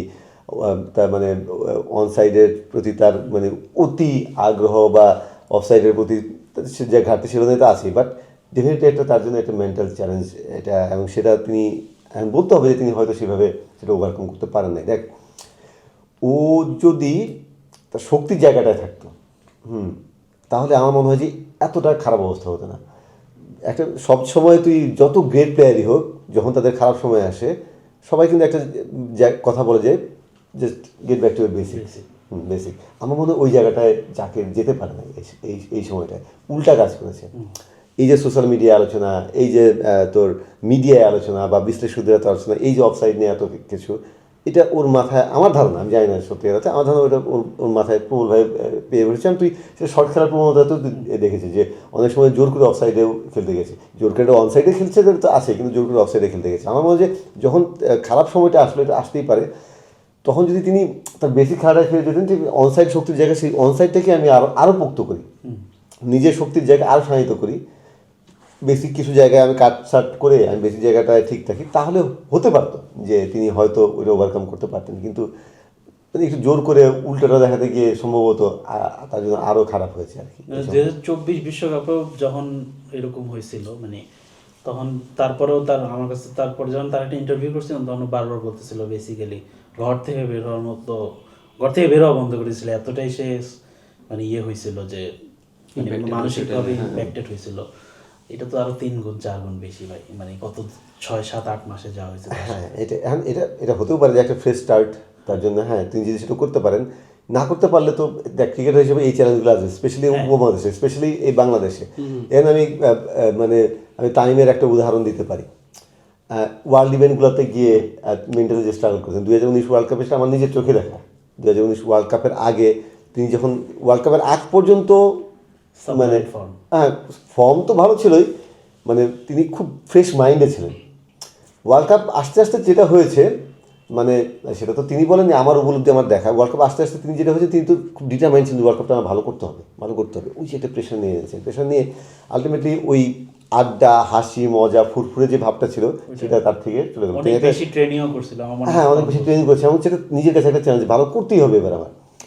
তো যেটা হয় যে ওই যে তিনি সব কিছু থেকে একটু আড়াল চলে গেলেন, সেলের ভিতরে ঢুকে গেলেন একটা, সেটা কিন্তু আলটিমেটলি তার জন্য খারাপ হয়েছে। এটা হতেও পারতো, ভালো হতে পারতো, কিন্তু ওই যে মেন্টাল চেঞ্জটা সেটা কিন্তু তিনি কোপ আপ করতে পারেননি। আবার ওয়ার্ল্ড কাপের শেষ দিকে যখন তার আর হারানোর কিছু নাই, তখন আবার তাকে মানে তিনি ফুরফুরে অবস্থায় ফিরে এসেছেন। আমি তার সমালোচনা করছি না, আমি তার বাস্তবতার কথা বলছি যে যেটা হয়েছে। সো ক্রিকেটাররা বা তোর টপ লেভেলের অ্যাথলেটরা বিভিন্ন রকম সাইকোলজিক্যাল কন্ডিশনের ভিতরে যায়। সো এটা ওভারকাম করাটাই হলো চ্যালেঞ্জ। এখন সেটা ডেফিনেটলি জাকিরের জন্য একটা হিউজ চ্যালেঞ্জ। এখানে ইম্পর্টেন্ট তার টিম ম্যানেজমেন্ট, বাংলাদেশের টিম ম্যানেজমেন্ট, তার ডোমেস্টিক ক্রিকেটের টিম ম্যানেজমেন্টগুলো, তার কাছের যারা কোচ এবং ডেফিনেটলি তার ফ্যামিলি ক্লোজ সার্কেল যারা আছে, তাদের এনশিওর করতে হবে যাতে তাদের খুব ভালো মেন্টাল স্টেটে থাকে। ভাই একজন খুব ভালো মেন্টাল স্টেটে আছে, মুস্তাফিজুর রহমান। মানে কি মনে হচ্ছে, কি দেখতে বলারই করতেছে না তারা কিছু। সেদিন সোহানরে প্রেস কনফারেন্সে জিজ্ঞেস করা হয়েছিল যে মুস্তাফিজের কেমন দেখলাম, ম্যাচ জিতেছে একটা লাস্ট ওভারে বল করে, তা বলছে আমার মনে হয় না এগুলো ইম্প্যাক্ট করছে। সোহান লিটারি বলছে আমার মনে হচ্ছে বিন্দাস আছে। তো আসলে বলে চিল আছে, এই যে চিল আছে, বিন্দাস আছে। হ্যাভিং সেড দ্যাট, তাহলে বোঝা যায় মুস্তাফিজ আসলে ওই বাইরের ইস্যুগুলো থেকে কতটা তারা নিয়ে লিটারেলি দেশে ইন্টারন্যাশনাল মিডিয়াতে মানে তোলবার হয়ে গেছে। এই ইস্যুতে ওইটাতে অনেক কিছু ট্রিগার করছে, জিওপলিটিক্স বলেন, বাংলাদেশ ওয়ার্ল্ড কাপ ওখানে খেলতে যাবে না, এত বড় একটা ডিসিশন আসে, এটা কিন্তু সব ওটার সেন্টারটা কিন্তু নিউক্লিয়াসটা কিন্তু মুস্তাফিজ, কিন্তু তার কোনো হেলদোল নাই। সে মাঠে যাচ্ছে ওই কি বলে না মিডল ক্লাস কেরানির মতো, রেগুলার অফিসে যাইতেছে, সকালবেলা বাজার করতেছে, স্কুলে তারপর হচ্ছে বাসায় আসতেছে, স্কুলে পোলাপানটা দিয়ে আসতেছে, এরপর যা অফিস করতেছে 5টা পর্যন্ত, যা যা করে আসে, তারপর চলে বাসায় চলে আসে, হয়তো বই পড়তেছে, ঘুমাইতেছে, রিল্যাক্স করতেছে, চিল করতেছে। মুস্তাফিজরা দেখলে আমার ওইরকম মনে হয় আর কি, ছাপোষা কেরানি মিডল ক্লাস কেরানি তাই বলে বুঝাইলে পারবে। আমি না ambience টা পজিটিভ অর্থে বলেছে, বলতে পজিটিভ অর্থে বলেছে যারা কোনো কিছু নিজের ফেললে কাজটাতে ফোকাসড, Incredible. নিজের কাজটাতে ফোকাসড। তার এই জিনিসটা নিয়ে তো ভাই মানে আপনি তো অনেক বাংলাদেশি গ্রেটস দেখছেন বা সিরিজটি খুব ক্লোজলি কভার করছেন, মানে তাকে কিভাবে আলাদা করেন? মানে 10 ইয়ার ক্যারিয়ার স্পটলেস বলতে গেলে কোনো কন্ট্রোভার্সি নাই, একটা জায়গায় হয়তো তার পারফরমেন্স দিয়ে ইয়ে হয়েছে ভালো উইকেটে তার বোলিং নিয়ে, তাও একটা ফেজের 2-3 বছর একটা ফেজের জন্য। এখন আমার কাছে মনে হয় যে শোল্ডার হ্যাঁ অন্য এখন ভালো উইকেটও ভালো করতেছে, মানে অ্যাক্রস তার ফর্ম ভালো করতেছে। হয়তো ওয়ান ডে বোলিং নিয়ে এখনো কোয়েশ্চেন আছে, বাট টি-20 বা শর্টার ফরম্যাটে যা করতেছে এটা আনপ্যারালাল কম্পেয়ার টু অন্যান্য বোলার আর কি। আপনি কিভাবে বলেন? দেখ এখন ক্রিকেটটা ওই জায়গায় চলে গেছে। তো মুস্তাফিজ যখন শুরুতে তোর টেস্ট খেলতে চাচ্ছিল না বা অনেক ছিল, তখন কয়েক বছর আগের কথা, কিন্তু স্টিল তখনকার ক্রিকেটের যে বাস্তবতা, অনেকে হয়তো বলছে টেস্ট কেন খেলবে না, গ্রেটনেসের জন্য তো টেস্ট খেলতে হবে এরকম। তুই দেখ এই 2-3 বছরের মধ্যে কিন্তু গোটা ওয়ার্ল্ডের আবহাওয়া, ক্রিকেট ওয়ার্ল্ডের আবহাওয়া চেঞ্জ হয়ে গেছে। তুই শুধু টি-20 খেলবি, ওকে ফাইন, তুই টি-20 ভালো করে খেল, হ্যাঁ এখন কিন্তু এটা ক্রিকেট ওয়ার্ল্ড মেনে নিচ্ছে। সো ও এখন তো মুস্তাফিজ ডেফিনেটলি টেস্ট খেলছে না এবং টেস্ট খেলার দরকার নেই, তাই না? যদি ওয়ান ডেতেও তাকে আমার দরকার না হয়, ডেফিনেটলি আমি আইডিয়ালি চাইবো যে তিনি ওয়ান ডেতেও এই ফর্মে থাকুক, কিন্তু দরকার না হলে আমার নাই, অসুবিধা নেই।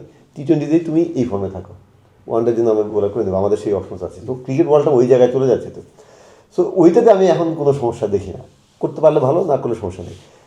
ওর যেটা তুই মানে যে ধরনের কথা বললি, এটা কিন্তু শুরু থেকেই তিনি এরকম, তিনি নির্লিপ্ত ঘটনা। নির্লিপ্তটাও কিন্তু পজিটিভ নেগেটিভ দুই ধরনেরই আছে, যে কোনোভাবে ইউজ করতে পারছে। ও যেমন মিডল ক্লাস কাহিনীটা পজিটিভ অর্থে ইউজ করেছে, পজিটিভ অর্থে ইউজ করেছে যে নিজের কাজে ফোকাসড, দুনিয়ার সব কিছু বাদ দিয়ে তিনি এই কাজটা করবেন। হ্যাঁ, ওর নির্লিপ্ত ব্যাপারটাও কিন্তু এরকম। তুই তাকে কখনো দেখবি না যে উচ্ছ্বাসে একদম ভেসে গেছে, দুনিয়ার সেরা এই করলো, খুব কখনো দেখবি না যে হতাশা একদম নুয়ে পড়েছে, কি আছে এরকম বডি ল্যাঙ্গুয়েজ কখনো মনে হয় খুব লেথার্জিক, কিন্তু ওইটাই আসলে ওর শক্তির জায়গা। ইভেন তুই ও যখন মাঠের বাইরে একদম ক্লোজ সার্কেল ছাড়া তো তিনি সেভাবে মানে খোলে না বা সেভাবে প্রকাশ্য হয় না। হোটেলে গিয়ে হয়তো ফোন দেখছে। আমি প্লেয়ারদের কাছ থেকে শুনেছি যে কখনো কখনো এরকম আছে যে তার 2-3টা ডিভাইস চার্জ দেওয়া আছে, কারণ তিনি তামিল ছবি দেখছেন, সিনেমা কিংবা এরকম অনেক কিছু দেখছেন, হ্যাঁ কবুতরের ভিডিও দেখতে পারেন, অনেক দেখছেন। তো দেখছে সো একটা চার্জ শেষ হলে আরেকটা দেখবে, সো এই জন্য 2-3টা চার্জ দেওয়া আছে, ঠিক আছে? তো তিনি ওই তার নিজের দুনিয়া তিনি নিমগ্ন। তো এখন ব্যাপারটা কি, এগুলো যখন ফর্মে কেউ থাকে না তখন এগুলো প্রশ্ন ওঠে, আর যখন এরকম মানে অ্যাবস্ট্রাক্ট লেভেলের ফর্মে আছে তখন সেগুলো তার পজিটিভ হয়। বাট এটাই তিনি মুস্তাফিজ এটাই ক্যারিয়ার শুরু থেকে এরকমই ছিলেন, এখন এরকমই আছেন। সো এখন যেটা হয়েছে বয়সের সঙ্গে সঙ্গে ডেফিনেটলি তিনি ম্যাচিউর হয়েছেন, বোলিংটা তিনি বুঝতে শিখেছেন, ব্যাটসম্যানকে বুঝতে শিখেছেন, সিচুয়েশন বুঝতে শিখেছেন, সেগুলা সব কিছু এখন একটা জায়গায় তিনি করতে পারছেন, এইটা হলো সবচেয়ে বড় ব্যাপার। না মানে ফেমের দিক থেকে যদি চিন্তা করেন, আমি ওই প্রশ্নটা করার এই কারণ যে মানে যে ধরনের বলতে গেলে এখনকার যে সেট আপে he is the basically global star বলতে একমাত্র বলা যায় আর কি। অন্যরা হয়তো রিশাদ, হয়তো আমরা হয়তো আসবো, রিশাদ হয়তো সামনে হবে, হ্যাঁ, বাট এখন এই মুহূর্তে তো সে তার মতো। কিন্তু আমরা দেখছি যে ফেম বা এই লেভেলের অ্যাটেনশন, মানে অ্যাটেনশনের ফেম আর কি অনেকের কাছে ওই নর্মাল টেম্পারেচারটাও ঠান্ডা করে দেয় অনেকের কাছে শেষ পর্যন্ত। কিন্তু মুস্তাফিজের ক্ষেত্রে টোটালি অপোজিট। আপনি যেটা বললেন যে একেবারে বহমান মানে নর্মাল অ্যাটিটিউড থাকে আর কি, যেটা সেই ফ্র্যাঞ্চাইজিতেই খেলুক না কেন। ইভেন প্লেয়াররাও এখন তার ওই অ্যাটিটিউডটাকে অ্যাডমায়ার করে আছে, এটা কিভাবে এনহ্যান্স করতে হবে আর কি। এইভাবেই হয়তো সাকসেসফুল হতে হলে এভাবে এতটাই নির্লিপ্ত হইতে হয়, রেজাল্ট থেকে নিজেকে এতটাই দূরে রাখতে হয়। আলাপটা আর কি এখন তাকে ঘিরে এরকম প্লেয়াররাও অ্যাডমায়ার করে তার ইয়েটা, শান্ত বা লিটন, এরা they look up to him, তাকে অন্য প্লেয়ারদের কাছে মুস্তাফিজের এক্সাম্পল এখন সবাই বলে আর কি। এই জিনিসটা মানে আমরা দেখছি যে অনেকে ইমোশন উঠানামা বলে কথাবার্তা, মুস্তাফিজ হয়তো কম মিডিয়ার সামনে আসে, হয়তো এই কারণে হয়তো সেটা আসে না, তারপরেও এত বড় একটা ঝড় বয়ে গেল, কিন্তু he is the most level person in the whole Bangladesh cricket federation, looks like that. মানে এইটা খুবই সিগনিফিকেন্ট মনে হয়েছে যে বাংলাদেশি প্লেয়ারদের ক্ষেত্রে হয়তো এটা সাকিবের ক্ষেত্রে দেখতাম যে হয়তো ফ্র্যাঞ্চাইজি ওই লেভেলে বারবার খেলার কারণে হয়তো এই ইমোশনটা উনি এনহ্যান্স করতে পারছে, বাট মুস্তাফিজের ক্ষেত্রে হয়তো সেটা আপনার কাছে কি মনে হয়, এটা কি বাইরে বেশি খেলার কারণে, ওই প্রফেশনাল সেটআপে থাকার কারণে, বা উত্থান পতন সবকিছু দেখে ফেলার কারণে? না ওইটা তো হেল্প করেই। তো তোর 2016 সালের মুস্তাফিজ যখন আইপিএলের প্রথম গেল আর এখনকার মুস্তাফিজের ডেফিনেটলি পার্থক্য আছে। সো এগুলো অভিজ্ঞতাগুলো হেল্প করে, তোর এটা ব্যাক অফ দ্য মাইন্ড তো থাকবেই। বাট যেটা বললাম, মুস্তাফিজের ধরন তো একটা আছেই, প্লাস এগুলো মিলে তিনি পরিশীলিত হয়েছেন, আর as a person, as a bowler, as a cricketer, সব কিছু মিলে পরিশীলিত হয়েছেন। দেখ, একটা জিনিস আমাদের বলা উচিত, টাকার ব্যাপারটা হিউজ অ্যামাউন্ট, কিন্তু তাদের এটা হিউজ অ্যামাউন্ট, মানে বাংলাদেশের একজন ক্রিকেটার বাস্তবতা। এবং আমি মোটামুটি শিওর যে মুস্তাফিজ হয়তো আর কখনো আইপিএল, এটা ভবিষ্যতে যদি নর্মাল হয়ে যায়, আর কখনো এই লেভেলের টাকা তিনি আর পাবেন না। আর বাংলাদেশের অন্য কোনো ক্রিকেটার তার এই মুহূর্তে আইপিএল যাওয়ার মতো অবস্থায় নেই। সো এটা তার জন্য কিন্তু হিউজ লস, ফিনান্সিয়াল কথা যদি বলি। হ্যাঁ, পারফরমেন্স ব্যাপার ওগুলো তো আছেই। কলকাতার মতো একটা ফ্র্যাঞ্চাইজিতে খেলা, যত যাই বলি, এটা অ্যাট্রাকশন সবারই থাকে, স্পেশালি উপমহাদেশের বাংলাদেশি হিসেবে কলকাতা শাহরুখ খানের টিম, তুই যত যাই কিছু বলিস, ইউ নো সো এগুলো তো থাকেই, প্লাস এই অ্যামাউন্ট টাকা। সো এইটা হিউজ লস। আমি শিওর যে তার খারাপ লাগছে, কিন্তু এইটাই যে খারাপ লাগলেও তিনি সেই খারাপ লাগাটা তার গায়ে জাস্ট হাওয়া লাগিয়ে চলে যায়, এটাই। সো মানে এটা তুই যেটা বললি না, অনেকে এরকম এটাকে অ্যাডমায়ার করছে, এরকম হতে চায়, এটা হওয়া সম্ভব না। মানে এটা তুই যদি হয়ে যাস, এটা হ্যাঁ, এটা ন্যাচারালি থাকলে তারপরে তুই উইথ দ্য টাইম এটাই করতে পারিস। তুই আরও অনেক ক্রিকেটার কিন্তু বিভিন্ন সময় এরকম ছিল, কিন্তু আলটিমেটলি দেখা গেছে না, সেটা আসলে তার ধরন না। সে হয়তো একটা আরোপিত ছিল, বা তিনি মনে করছে আসলে তিনি ওরকম সময়ের সঙ্গে আবিষ্কার করেছিলেন না, অন্যরকম। কিন্তু মুস্তাফিজ কিন্তু আমরা এখন গ্যারান্টিড বলতে পারি, হ্যাঁ, যে তার ইন্টারন্যাশনাল ক্রিকেট ক্যারিয়ার তো এখন 10 বছর হয়ে গেল, আমরা দেখছি যে 10-11 বছর হয়ে যাচ্ছে। সো এরকমই আছে, তিনি ধরনটা এরকম। সো এটা আলাদা। সাকিব যেমন একটা আলাদা ধরন, সাকিব তুই চাইলেই সাকিব হতে পারবি না, হ্যাঁ, সাকিব পারফর্মার হতে পারতি, কিন্তু এই যে সাকিব, যে সাকিব মানে যে প্যাকেজটা, এটা কিন্তু চাইলে হওয়া সম্ভব না। মুস্তাফিজ প্যাকেজটাও ডিফারেন্ট, হওয়া কঠিন। তাই একটু টেকনিক্যালি যদি জিজ্ঞেস করি, আমরা আগে জানতাম যে একটা মানে তার শোল্ডারের ইস্যুর কারণে ওই রোটেশনটা স্লোয়ার বলে যেটা, সে কিন্তু ওই যেই বোলিংগুলো করতো ওইটাই করতেছে, জাস্ট ওইগুলো আরো বেশি মানে আরো বেশি এনহ্যান্স হয়েছে আর কি, ওই স্কিল নতুন কিছু অ্যাড করে না, হয়তো জানি না রিস্কটা আরো ফ্লেক্সিবল হয়েছে নাকি। আমি ওদিকে আসছিলাম ভাই, ওই দিন মানে কমেন্ট্রিতে ড্যারেন গফ মেনশন করলো যে মানে একটা স্লোয়ার বল কাটা, ওইটা আবার ইয়র্কারও, মানে ওই পয়েন্ট একেবারে ইয়র্কার যত মানে একদম জায়গা মতো পড়া, যতটা 100% অ্যাকুরেট ইয়র্কার, ওইটা কিভাবে কন্ট্রোল করতেছে, ওইটা আবার রিস্টে পড়তেছে। যে আমরা যেটা বলতেছিলাম যে ভেজা বল 2-2.5 বছর আগে ডিসকাস করতাম যে এই শোল্ডার নিয়ে মানে ফিজিওরা, বিসিবির কয়েকজন ফিজিওই বলতো যে ওই শোল্ডার নিয়ে যেই কাটারটা সে করে, সেটা তাকে খুব সিলেক্টিভ ওয়েতে করতে হয়, যে 1-2 মাসের এই পিরিয়ডের মধ্যে সে হয়তো 100% ইন্টেন্সিটিতে ওই কাটারগুলো হয়তো সার্টেন অ্যামাউন্ট অফ টাইম করতে হবে। এটা একটা হিসাব তাকে মেনটেন করতে হইতো মাঝখানে। আর একটা সময় তাকে ক্রিটিসাইজ করা হইতো যে ওই হিসাব ওই জিনিসগুলো সে করতে হচ্ছে, যে 100% ইন্টেন্সিটি করতে শুধু আইপিএল, এই ক্রিটিসিজম তাকে করতে, এবং এটা বিসিবির ফিজিও যারা বেতনভুক্ত ফিজিও তারাই বলতো। মানে এখন সে দেখতেছে যে যখন টিমের সিচুয়েশন যতটা যেখানেই হোক, সেটা দুবাইয়ের ILT20-তে হোক আর রংপুর রাইডার্সে হোক আর বাংলাদেশ টিমে হোক, কন্টিনিউয়াসলি ওই বলটা করতেছে এবং আরো এফেক্টিভ ওয়েতে করতেছে। আজকে গত 3-4 দিন আমি তানকে বলতেছিলাম যে নতুন একটা অ্যাঙ্গেলে বল করতেছে, মানে ওভার দ্য উইকেট থেকে বল করতেছে কাটার, লেফটিরা যখন আসতেছে তখন লেফটিদের রিচের বাইরে, হ্যাঁ, যাতে সেই মানে ওই ক্রিজের অ্যাঙ্গেলটা ক্রিজটাও ভালোভাবে ইউজ করতে। শামিমকে ওই দিন আউট, গতকাল আগের ম্যাচে শামিমকে ওই বলেই আউট করছে, আগের দিনও কাকে জানি আউট করলো সামনে আর কি, মানে মিস টাইম শট। আপনি you are always playing against the angle. So এগুলো কিন্তু মানে বোলিং কিন্তু চেঞ্জ হয় না, ক্রিজের use, experience, match situation, match awareness, এগুলা আন্ডারস্ট্যান্ডিংটা তাকে আরো বেশি ইয়ে করতেছে। এই ফিটনেস, আপনার কি মনে হয় ফিটনেসের ক্ষেত্রে অনেক বেশি চেঞ্জ হয়েছে? আমার কাছে মনে হচ্ছে ইনসেইন লেভেলে লাস্ট কবে ইনজুরিতে পড়েছে, হ্যাঁ, তাই না?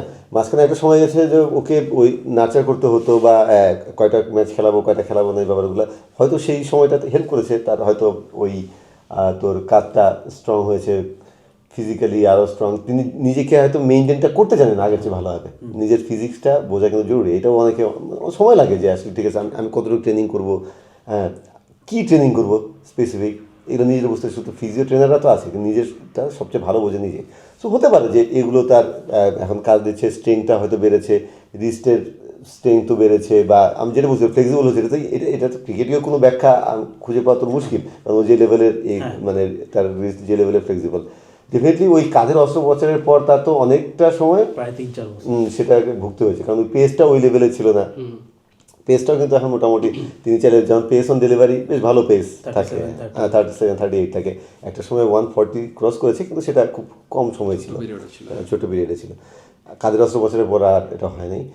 কাঁধের অস্ত্রোপচারের পর এই যে এই পিরিয়ডটা ছিল, তখন কিন্তু মনেও হয় না যে আবার মুস্তাফিজের এই সময়টা ফিরে আসবে, তাই না? সেকেন্ড পিক আমরা এক্সপেক্ট আমরা এই লেভেলে এক্সপেক্ট করি নাই। সো এটা মানে হিউজ তাকে ডেফিনেটলি ক্রেডিট দিতে হবে, ফিজিও ট্রেনার যারা তার সঙ্গে কাজ করছে তাকে ক্রেডিট দিতে হবে, তিনি ভালো মেনটেন করছেন। টাচউড মানে ইনজুরিতে না পড়লে হয়, আবার জানি না যে ইনজুরিতে পড়লে কী হতে পারে। তার মনে হচ্ছে যে তিনি এখন ওই যে জিনিসটা, যে লম্বা সময় ধরে মাঠে আছেন, কনফিডেন্স লেভেলটা একটা হিউজ ব্যাপার। হ্যাঁ, তিনি জানেন যে হ্যাঁ ঠিক আছে, আমার রিস্টের ইউজ, আমি কাদের ইউজটা এখন করতে পারছি, কোনো সমস্যা হচ্ছে না, ইনজুর হচ্ছি না, সো তিনি নির্ভয় করতে পারছেন। এটাও হয়তো তাকে ডেফিনেটলি হেল্প করেছে মনে হয়। তোরা তো প্র্যাকটিসেও দেখতেছিস, মানে ও সবচেয়ে ফ্যাসিনেটিং ব্যাপার যেটা মানে থ্রু আউট মুস্তাফিজের ক্যারিয়ার, ব্যাটাররা জানে যে কি আসতে যেতেছে। হ্যাঁ 3 থেকে 4টা ডেলিভারি, হ্যাঁ কি আসতে মানে এক্সপেক্টেড এই কয়টাই, মানে এরপরেও খেলতে পারতেছে না। স্টিল আমি ওই যেবার হায়দ্রাবাদে খেললো, হাসিম আমলার ওই ব্যাটিং ওভারটা মনে আছে কিনা আপনার, টানা 5-6টা কাটার মারছে, আমলা জানে যে ওখানে বল করতে সাফল করে যাইতেছে, ব্যাটই লাগতেছে না। ওই আমলার ক্যারিবারের একটা ব্যাটারে এইভাবে নাকানে চোখানি খাওয়াইতেছে। স্টিল এখন ওই জিনিসগুলোই দেখতেছি আমরা, যেটা বলছিলেন যে সেকেন্ড পিকটা আমরা এক্সপেক্ট করি না। বাট ওই রিসেন্ট 2-3 ম্যাচের পারফরমেন্স দেখে আমার ওই আইপিএল ওই ম্যাচটার কথা মনে, পাঞ্জাবে খেলতেছিল আমলার সাথে, আমলা স্ট্রাগল করতেছিল, ইভেন কোহলি একবার তার বলে আউট হয়ে গালিও দিছিল, ইফ ইউ রিমেম্বার, যেবার হায়দ্রাবাদ যেবার জিতে। সো মুস্তাফিজের ওই জিনিসটা যে বলার পয়েন্ট যেটা হচ্ছে, ওই স্টিল এখনও ফ্যাসিনেটিং জিনিসটা লাগে যে ব্যাটসম্যানরা জানে যে কি আসতেছে, বাট ওইটা ট্যাকেল করার, ওটা কি ওটার সাথে কেমনে নেগোশিয়েট করবে, ওইটার কোনো মানে ওইভাবে ওয়ে পাচ্ছে না, এটা একটা ব্যাপার। মানে আমরা ম্যাজিক শব্দটা ইউজ করি স্পিনারদের ক্ষেত্রে, পেসারদের ক্ষেত্রে তো ম্যাজিক আসে না, পেসারদের অনেক কিছু আছে, কিন্তু হ্যাঁ বাট মুস্তাফিজ এখন যা করছে pure magic, seriously pure magic. So এটা একটা ফ্যাসিনেটিং ব্যাপার। কিন্তু আমি দেখতে চাইবো যে ওয়ার্ল্ড কাপ ইন্ডিয়াতে হোক আর শ্রীলঙ্কায় হোক, বাংলাদেশের শ্রীলঙ্কা হলে বেটার, শ্রীলঙ্কা হলে বেটার। হ্যাঁ, তো শ্রীলঙ্কায় হলে এটা ভালো একটা প্রসঙ্গ তুই তুলছিস। আমি কিন্তু এটা তোদের সঙ্গে আলোচনা করছিলাম অনেক আগে থেকে, যে বাংলাদেশের জন্য ক্রিকেটিং দিক থেকে ওয়ার্ল্ড কাপটা শ্রীলঙ্কায় হলে বাংলাদেশের জন্য বেটার হয়। কারণ এটা এই বিতর্কের আগেই যে পিওর ক্রিকেটিং পয়েন্ট থেকে যে সার্কামস্টেন্সেস চারপাশ থেকে হবে, কলকাতায় খেলা হলে, হ্যাঁ কলকাতায় খেলা হলে, ইন্ডিয়ায় খেলা হলে, কলকাতায় খেলা হলে যে মিডিয়া অ্যাটেনশন, যে প্রেশার, প্লেয়াররাও এখানে খুব কমফোর্টেবল ফিল করে না, সব কিছু মিলিয়ে শ্রীলঙ্কা সেখানে সেটার অর্ধেকেরও কম থাকবে। সো সেখানে ওই তার ভালো পারফর্ম করার আবহাওয়াটা থাকবে, দলগতর কথা বলছি আমি। আর মুস্তাফিজের ক্ষেত্রে তো ডেফিনেটলি। সো কী প্রসঙ্গে যেন এটা বলছিলাম, মুস্তাফিজ যাই যেটা বলছিলাম যে ওয়ার্ল্ড কাপে আমি এখন তার পারফরমেন্সটা দেখতে চাই। ওয়ার্ল্ড ওয়াইড তাকে সবাই রিকগনাইজ করে, তার ফিজ, তার স্লোয়ারটা সবকিছু জানে, কিন্তু তিনি যে গত এক বছর একটু বেশি সময় যে ইনস্ট্যান্ট লেভেলে বোলিং করছেন, এটার জাস্ট একটা টপ রিকগনিশন দরকার, সেটা ওয়ার্ল্ড কাপ থেকেই সম্ভব। তো আশা করি সেটা ইন্ডিয়াতে হোক শ্রীলঙ্কায় হোক, ওয়ার্ল্ড কাপে তিনি একটা টপ লেভেলে পারফর্ম করবেন, নট নেসেসারিলি যে অনেক উইকেট নিতে হবে। আমি তত এই ম্যাজিকটা দেখতেছি যে ব্যাটসম্যানরা মানে পাগল হয়ে যাবে, আসলে বুঝতে পারবে নাকি এই ম্যাচটা যদি সত্যিকার দেখাতে পারেন, তাহলে মনে করবো যে ওকে ফাইন, তাহলে মুস্তাফিজ ইজ ট্রুলি একদম তার টপ পিকে আবার ফিরেছে। ভাই যেটা বললেন সেকেন্ড পিক যেটা বললেন, মানে এটা ডিফারেন্ট এরা, মানে সিডনি বার্নস তো সিমিলার টাইপের বলা ছিল, আমি বলে শেষ করি, এটা নিয়ে সবাই হাসে আমার। তারপরে তখন উইকেট কি ছিল, উইকেট কি ছিল, এবং আমি যদিও ওই যুগের ক্রিকেটের প্রতি খুব ফ্যাসিনেটেড, কিন্তু এটা তো জানি যে ভাই উইকেট কি ছিল। হ্যাঁ, তারপরে সিমিলার টাইপের বলার নাম হচ্ছে বব অ্যাপলিয়ার্ড, 50s এ খেলছে। বব অ্যাপলিয়ার্ড, ও মাই গড, দুজন আপনি একটু আপনার মনে হয় নামটা মাথায় একটু ঘাইটা দেখেন, সিমিলার রেকর্ড দুজনের, Sydney Barnes, Bob Appleyard and Mustafizur Rahman, both মানে তিনজনই হচ্ছে কাটার বলার। হ্যাঁ, প্রিডমিনেন্টলি কাটার বলার। আমরা জানি যে সিডনি বার্নস কেন, এটা কন্ডিশনের কারণে তাকে ওই বোলিংটা করতে হতো। সিডনি বার্নসের শোল্ডার অপারেশন হয়েছে, ববেরও শোল্ডার অপারেশন হয়েছে, ববের কথা আমি জানতাম। হ্যাঁ, আপনি খেলে দেখেন similar, insane record, 22 average, 21 average, 3-4 বছর খেলছে, দেন শোল্ডার অপারেশন, দেন গন। সারেরও খেলতো মনে হয়, সিডনি বার্নস আমি জানি ইংল্যান্ড, মানে আমার খেলতো। হ্যাঁ, আমি স্টোরি পড়ছি, মানে ওর লাইফ স্টোরিটাও বেশ একটু মানে টাচি আর কি। সেম কাটার বলার, হ্যাঁ, শোল্ডার থেকে বল করতো, শোল্ডার অপারেশন, দেন দে গন। সিডনি বার্নস সেম, এরপর টেস্ট খেলা বন্ধ করে দিয়ে ক্লাব ক্রিকেট খেলছে, জানেন, অবশ্যই জানেন। মুস্তাফিজুর রহমান সিমিলার, আমি কখনো এক্সপেক্ট করি নাই যে আমাদের এক ভাই আছে না বলে যে মুস্তাদ নেভার কামিং ব্যাক, আমি কখনো এক্সপেক্ট করি নাই যে সেকেন্ড পিক আসবে because of the shoulder of. ভাই আপনিও দেখছেন যে গ্রেটেস্ট অফ অল টাইম যত লেগ স্পিনার আসছে, শেন ওয়ার্ন ছাড়া কেউ তার পিক হিট করতে পারে নাই আবার শোল্ডার অপারেশনের পরে, একমাত্র শেন ওয়ার্নই পারছে because he is Shane Warne. আপনি যতগুলো লেগ স্পিনার দেখবেন যারা 200 থেকে 250 টেস্ট উইকেট নিছে, শোল্ডার অপারেশন হলো আমাদের খুব ক্লোজ উদাহরণ আছে যে ইয়াসির শাহ, হ্যাঁ তোর কি ম্যাজিশিয়ান ছিল, শেন ওয়ার্ন পর্যন্ত মুগ্ধ ছিল, তারপর শেষ। মুস্তাক, দানিশ ক্যামেরিয়া, সবাই ভাই আপনি যার নাম নেবেন না, ইভেন তোর অফ স্পিনার সাকলাইনি তো তোর ইয়ার ইনজুরি পরে আর ওই ওটা তো একটা মানে আনন্যাচারাল মুভমেন্ট, দ্যাটস হোয়াই এটা হয় ইভেন্চুয়ালি। 200-250 টেস্ট উইকেট, 40-50টা test, then you are gone. এরপর শোল্ডার অপারেশন, তারপর আর আগের ফিসটা থাকে না ভাই। আমিও কখনো ভাবি নাই যে মুস্তাফিজের ওই ইয়ের পরে, ঠিক আছে বাংলাদেশ সিস্টেম থেকে হয়তো সে সার্ভাইভ করছে, কন্ডিশনের কারণে সে হয়তো সার্ভাইভ করছে, থ্রাইভ করছে, বাট ওই যে আবার ওই যে যেটা বললাম across the condition, across the opponent, যে যেটা হিট করা ওটা, হ্যাঁ সেই জন্য সেই দিক থেকে আমার কাছে এটা খুব ফ্যাসিনেটিং লাগে লাস্ট এক বছরে। আরো ভালো ব্যাপার কি তোর মানে যখন তার ইন্টারন্যাশনাল ক্রিকেটের অভিষেকটা হলো তখন তো একদম 4-5টা উইকেট 6টা উইকেট একদম জাঁকজমক একটা ব্যাপার ছিল। এটা কিন্তু স্লোলি আস্তে আস্তে হয়েছে। আমরা আস্তে আস্তে একটা সময় গিয়ে হ্যাঁ মুস্তাফিজ 4টা ম্যাচ ভালো করলো, 5টা ম্যাচ, হ্যাঁ এই মুস্তাফিজ তো ভালো করে যাচ্ছে। আস্তে আস্তে আমরা দেখতে পাচ্ছি যে হ্যাঁ তার এটা তো হচ্ছে, আস্তে আস্তে হয়ে যাচ্ছে। সো এটাও একটা তোর মানে মজার ব্যাপার ছিল যে এতে কি হয়েছে যে আরো প্রুভড হয়েছে না ঠিক আছে, মানে সে তিনি আসলেই তার ওই জায়গাটা ফিরে যাচ্ছেন, কারণ ওভার দ্য টাইম লম্বা সময় ধরে তিনি এটা সাস্টেন করে যাচ্ছেন, এখনো করে যাচ্ছেন। প্লাস অ্যাক্রস টিম আর কি বিভিন্ন ফ্র্যাঞ্চাইজি, হ্যাঁ বিভিন্ন ফ্র্যাঞ্চাইজি, বিশেষ করে এবার তোর IL T20টা চমৎকার ছিল এবং এটা তার ডেফিনেটলি তোর IPL এর ওই অ্যামাউন্ট পেতে হেল্প করেছে। হ্যাঁ ওইখানে ভালো উইকেটও তিনি ভালো হ্যাঁ, আর ওই পেমেন্টটা হয়তো মনে হয় ওই যেই দামে গেছে ওইটা হয়তো ওইটারই রিফ্লেকশন। হ্যাঁ ডেফিনেটলি, কারণ ওইটা তার একটা রেপুটেশন ছিল যে একদম সলিড ব্যাটিং উইকেটে তিনি কি করবেন এটা একটা সংশয়ের ব্যাপার ছিল, কিন্তু IL T20তে তিনি সেটা প্রুভ করেছেন। হ্যাঁ আরেকটা জিনিস আরেকজন খুব ফ্র্যাঞ্চাইজিতে ভালো করতেছে, উনি হচ্ছে রিশাদ হোসেন। উনি BPL থেকে শতহস্ত দূরে, মনে হয় খুব ভালো আছেন, BPL থেকে অনেক দূরে থাকতে পারে। আমরা কখনো চিন্তা করি নাই যে একজন লেগ স্পিনার ওই জায়গায় যে কনস্ট্যান্টলি ম্যাচ পাবে, এটা হচ্ছে ফার্স্ট, দেন কনস্ট্যান্টলি পারফর্ম করবে, যেখানে আরেকজন লেগ স্পিনার থাকবে, তাকে আবার আউটশাইন করবে, মানে ডিফারেন্ট ভেন্যুতে অ্যাডজাস্ট করবে এবং ডমিনেট করবে। এটা আমি কখনো চিন্তা করি নাই। কেউ যদি হয়তো কোনো একজন টপ লেভেলের বাংলাদেশি লেফট আর্ম স্পিনার, যে সাকিব এক সময় গেছিল আর কি, অথবা ফাস্ট বোলার, গত কয়েক বছর ফাস্ট বোলিং খুব ভালো, কিন্তু কখনো লেগ স্পিনার এটা করবে এটা কখনো চিন্তা করি নাই। হ্যাঁ বাংলাদেশের একজন লেগ স্পিনার বিগ ব্যাশে গিয়ে খেলছেন, এটাই তো মানে তুই তো 2 বছর আগে চিন্তা করতে পারছি না, তাই না? ন্যাশনাল টিম তো চিন্তা করতে পারতাম না। সো না একটা ব্যাপার হলো যে পন্টিং এর দেখছিলাম আমি, তিনি বলছিলেন যে হ্যাঁ হোভার্টের কন্ডিশনের কথা চিন্তা করেই তারা নিয়েছেন যে ওখানে যেটা হবে একটু বাউন্স হয়তো পাবে, যে পেসে তিনি বল করেন, যে বাতাসটা যেই থেকে আসবে, সব কিছু মিলিয়েই তারা চিন্তা করছেন। আমার ধারণা তারপরেও তারা সারপ্রাইজড যে হ্যাঁ রিশাদ এরকম কনসিস্টেন্টলি পারফর্ম করছেন। আমার কাছে একটা কনসার্নের জায়গা ছিল যে তার জন্য বা ওর জন্য একটা কালচারাল শক কিন্তু এখানে ওইসব জায়গায় যাওয়া।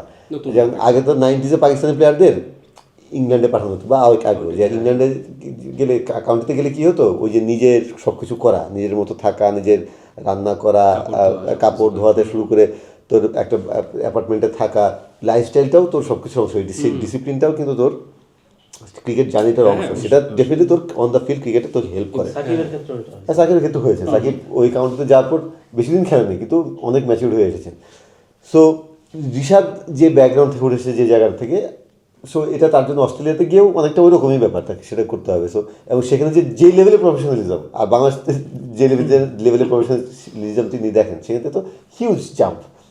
সো ওই যে কালচারাল শকটা, সেটার সঙ্গে কীভাবে কোপ আপ করতে পারেন, সেটা যদি কোপ আপ করতে না পারতেন তাহলে কিন্তু তিনি মাঠে পারফরমেন্স তার ডেফিনেটলি হতো না, কারণ এটার কনফিডেন্স লেভেল তখন লো হয়ে যায়। তিনি সেটা পেরেছেন, সেটা আমার জন্য খুবই মানে আনন্দময় একটা বিষয় ছিল। এবং আমার এখন মনে হচ্ছে না তিনি এখন সত্যিকার অর্থে ওই যে নেক্সট লেভেলটার জন্য রেডি। এখন তাকে জাস্ট ব্লুম করতে হবে, তাকে সেই অপরচুনিটিগুলো দিতে হবে বাংলাদেশ ক্রিকেট বা বিভিন্ন ফ্র্যাঞ্চাইজি ক্রিকেটে, মানে তিনি করবেন। ব্যাটিংটা কেমন করেন, ব্যাটিংটা খুব বেশি করতে পারেন নাই, ব্যাটিংটা কেমন করেন সেটা দেখা, বাট স্টিল শুধু বোলিং হলেও চলবে। না আপনি যেটা বললেন যে প্রফেশনালিজম, তার ইন্টারভিউ বলতেছিলাম, সে কিন্তু তাকে কিন্তু ওখানে ওই সিমিলার অ্যাকোমোডেশনেই থাকতে হচ্ছে, সেটাই করতে হবে। এটা আমরা জানতাম না, আমরা ভাবছি শুধু এটা ইংলিশ কাউন্টিতেই হয় আর কি। এখন বিগ ব্যাশের যারা যারা ফুল সিজনের জন্য আসতেছে তাদের জন্য সেম অ্যাকোমোডেশন, আলাদা থাকতে হচ্ছে, তাকে তার নিজের গ্রোসারি আলাদা করতে হচ্ছে, নিজের মতো করে সব গাড়ি দেওয়া হয়েছে, তাকে ড্রাইভ করতে হয়েছে, ড্রাইভ করে মাঠে আসতে হইতেছে। মানে আপনি যেটা বললেন যে it's a complete package, it's an experience. তো ওই জিনিসটা ওইটা হইতেছে আর কি। এইটা খুবই সারপ্রাইজিং যে ওইটা মানায় নিতে পারতেছে, খুব ভালো। এবং ডেফিনেটলি রিশাদের ওই যে ফেসটা যাচ্ছে, এটা আসলে আমার মনে হয় যে as a person, as a athlete, cricketer, মানে ওর ক্যারিয়ার অ্যান্ড লাইফ সবই মনে হয় একটু নতুন একটা শেপ আপ করে দিবে। মনে হয় যে নেক্সট লেভেলে যেতে পারে আর কি। আর একটা ব্যাপার যেটা বাংলাদেশে লেগ স্পিন করে, মানে জুবাইর ভাইয়ের সাথে আড্ডা হইলে, মানে ক্রিকেট নিয়ে কথা হলে আমি অলওয়েজ এটা বলি যে কুলজা না থাকলে আসলে বাংলাদেশে লেগ স্পিন করতে পারে। রিশাদের কুলজা বড়, লেগ স্পিন করতে পারতেছে লিমিটেড ফরম্যাটে, মানে T20 তো গো টু বোলারই অলমোস্ট, ওয়ান ডে তো খেলতেছে। আর ওইখান থেকে ওই কলিজা বড় বলেই বিগ ব্যাশে চাইতে গেছে, পারফরমেন্স করতেছে, অ্যান্ড নতুন একটা লাইফ তো এমব্রেস করছি। সো আউট অ্যান্ড আউট রিশাদের ওই কলিজাটা বড় বলেই রিশাদ আজকে রিশাদ দিতে পারছে আর কি, আমার অবজারভেশন এটা।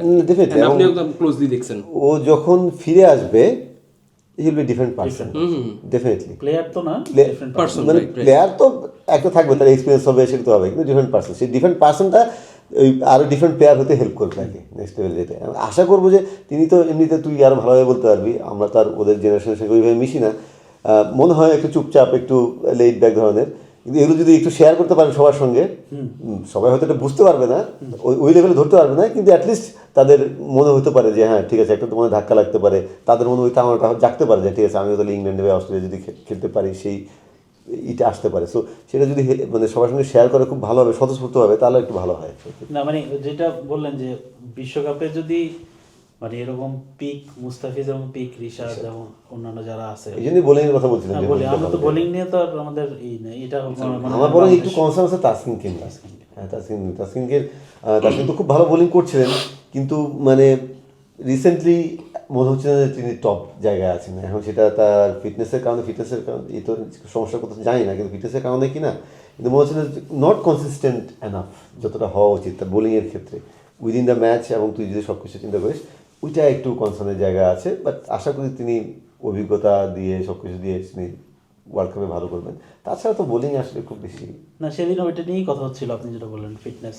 তাকে ওই যখন এখানে আয়ারল্যান্ড সিরিজে মনে হয় ব্রেক দেওয়া হলো, আয়ারল্যান্ড সিরিজ ওই টাইমে যখন 2 উইক্সের ব্রেক দেওয়া হলো, তারপর উনি বলতেছিল যে আমি দুই সপ্তাহ ব্রেক পাওয়ার কারণে আমি যখন T10-এ গেলাম, তখন আমার টোটালি ডিফারেন্ট পার্সন মনে হচ্ছিল নিজেকে।